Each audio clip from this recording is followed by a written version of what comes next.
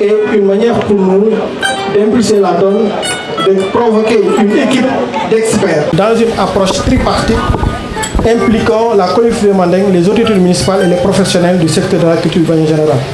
Créer un espace pédagogique et ludique dédié au patrimoine culturel et matériel mandingue, promouvoir les expressions culturelles mandingues. On donnera des cours d'alphabétisation en langue mandingue et peut-être s'élargir au niveau des autres langues. Des animations diverses, des concours périodiques de gastronomie, de contes. Nous avons une assiette foncière qui est située un peu vers le croisement Saly. Cette assiette est très bien positionnée parce que c'est sur la route nationale, mais c'est très proche aussi du croisement Saly, qui est par excellence une station balnéaire. Et de manière générale, donc nous prendrons tout à l'heure davantage.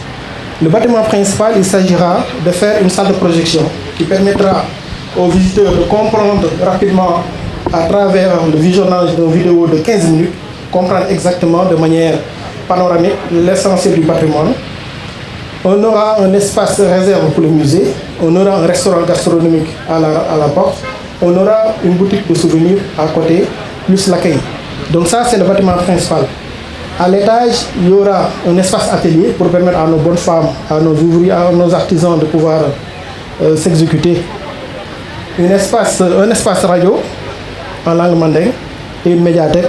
Donc à côté, vous avez toujours le restaurant qui est là. Derrière, ce que vous avez là en forme d'arbre, c'est des allées et des cases à thème. Donc c'est des cases thématiques. Sur la première case, on peut avoir un peu l'histoire des mandingues. Sur la deuxième case, on peut avoir les tenues vestimentaires, les paris et autres. Sur la troisième case, on peut avoir l'histoire des mariages, des événements sociaux, la musique, la danse. Donc c'est à nous de voir ensemble quelles seront les finalités qu'on donnera à ces différentes cases qui vont représenter l'espace muséal. À côté, il y a un grand abri, style arbre à palabre, qui permettra de recueillir certaines réunions et une scène pour ce qu'on appelle les prestations scéniques.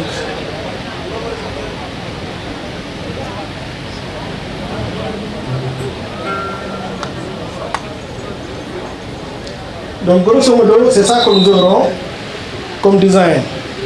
Un parking, le grand bâtiment, un restaurant à droite, une porte de service, et derrière on aura les différentes cases à thème, un abri, une scène, et nous aurons besoin de 100 mètres de profondeur, une manière d'épargner un peu le site qui est déjà occupé par le Mokoyangba. Et entre le site de réclusion, le LEL, et l'espace muséal, on peut planter un tampon de végétation pour permettre un peu de sauvegarder la sacralité du site qui est derrière. Pour conclure par rapport à cet aspect, les représentations muséales sont devenues nécessaires pour jouer ce rôle pédagogique.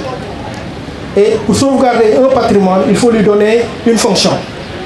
Ici, la fonction pédagogique elle est capitale, dans la mesure où ça permettrait aux populations de décortiquer les messages, les valeurs que porte cette tradition, de comprendre cette quintessence et surtout de stimuler un sentiment d'appartenance parce qu'on ne peut pas se réclamer d'une ethnie dont on ne connaît pas la quintessence.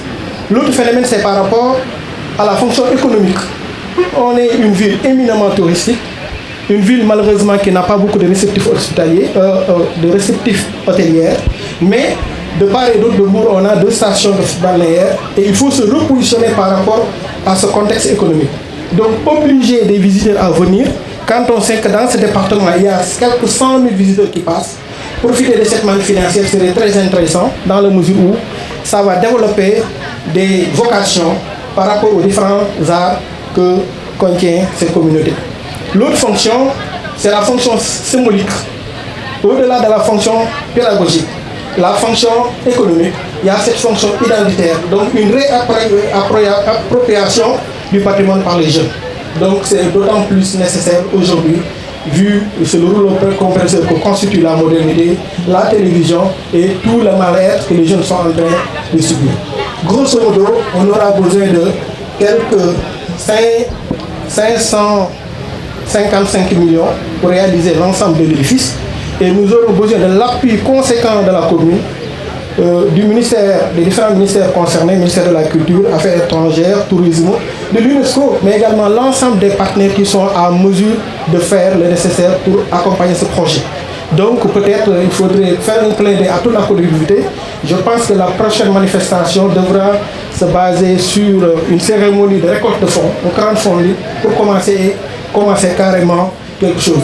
Il faudrait également faire un clin d'œil à l'ensemble des architectes de la collectivité, à l'ensemble des gens qui peuvent porter des efforts conjoints pour qu'on puisse réaliser ensemble cet édifice qui est nécessaire aujourd'hui dans le contexte actuel. Donc c'est ça, grosso modo, que je voulais présenter devant l'auguste assemblée et permettre aux gens, aux uns et aux autres de s'en approprier.